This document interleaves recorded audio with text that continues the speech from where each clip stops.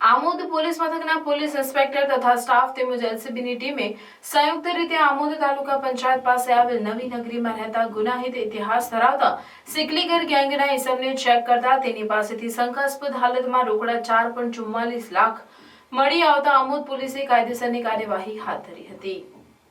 આમોદ પોલીસે સૂત્રોમાં જણાવ્યા અનુસાર જિલ્લા પોલીસ અધિક્ષક મયુર ચાવડા દ્વારા મેનેજર પ્રોજેક્ટ અન્વયે મિલકત સંબંધી ગુના આરોપીઓને ચેક કરવા મળેલ સૂચનાના અનુસાર વિભાગીય પોલીસ અધિક્ષક પીએલ ચૌધરીના માર્ગદર્શન હેઠળ આમોદના પોલીસ ઇન્સ્પેક્ટર આરવી કરમટિયાએ આમોદ પોલીસ સ્ટાફ તથા લોકલ ક્રાઇમ બ્રાન્ચની ટીમ સાથે આમોદ તાલુકા પંચાયત નજીક આવેલ નવી નગરીમાં રહેતા અને ગુનાહિત ઇતિહાસ ધરાવતા સિકલીગર ગેંગ સાથે સંકળાયેલ